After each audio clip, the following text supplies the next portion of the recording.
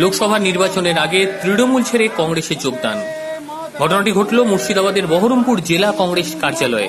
মুর্শিদাবাদের নওদা এলাকার বেশ কিছু তৃণমূল কর্মী সমর্থক তারা আজ অধীর চৌধুরীর হাত ধরে কংগ্রেসে যোগদান করে। লোকসভা নির্বাচনের ফলে এই যোগদান পর্ব অনেকটাই রাজনৈতিক দিক থেকে এগিয়ে রাখবে জেলা কংগ্রেসকে। এই বিষয় নিয়ে অধীর চৌধুরী কি জানালেন, চলুন শুনে নি অধীর চৌধুরীর মতামত। অধীর চৌধুরীর হাত ধরে কংগ্রেসে যোগদান চলছে, চলবে। নওদা ব্লক কমিটি তৃণমূল ভেঙে কংগ্রেসে যোগদান করছে। তার মধ্যে নওদা এলাকা যেখানে আমি প্রার্থী হয়েছি সেখানকার কিছু ছেলে পার্টি অফিসে এসে বলছে আমরা জয়েন করব। আরও তাদের সঙ্গে অনেকের আসার কথা ছিল, তারা শনিবার আসবে। যারা এলো তাদেরকে জয়েন করালাম, এই আর কি। নওদার বিধায়ক লোকসভার ক্যান্ডিডেট, সেখানকার ছেলেরা তৃণমূলের ছেলেরা এসে ভাঙছে, অনেকদিন ধরেই ভাঙছে তৃণমূল। এবং মুর্শিদাবাদ জেলায় আগামী দিনে তৃণমূলের অস্তিত্বের সংকট দেখা দেবে, সেই দিকেই ক্রমশ কংগ্রেসের সংগঠন এগিয়ে যাচ্ছে, যেখানে তৃণমূলের অস্তিত্বের সংকট দেখা দেবে।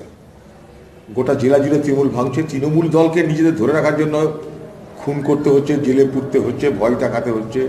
তাও তৃণমূলের নেতাদের ভয়ে তৃণমূল আর ভীত হচ্ছে না। তৃণমূলের নেতাদের ভয়ে তৃণমূল কর্মীরা ভীত হচ্ছে না বলে তাদের পুলিশ দিয়ে ভয় দেখাতে হচ্ছে।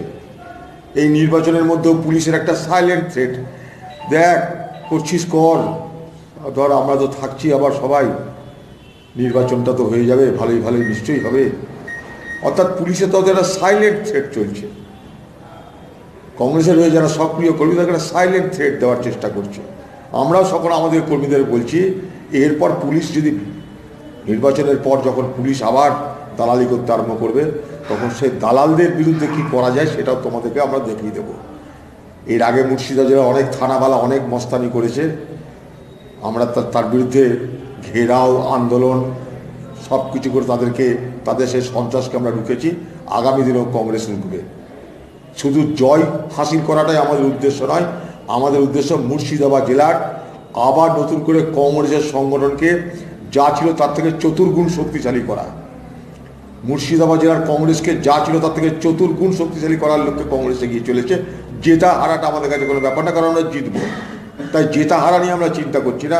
মুর্শিদাবাদ জেলার যে সংগঠনটাকে তৃণমূল ধ্বংস করার চেষ্টা করেছিল সন্ত্রাস করে পুলিশ দিয়ে, সেই সংগঠনটাকে আবার চতুর্গুণ শক্তিশালী করার লক্ষ্যে আমরা এগিয়ে চলেছি।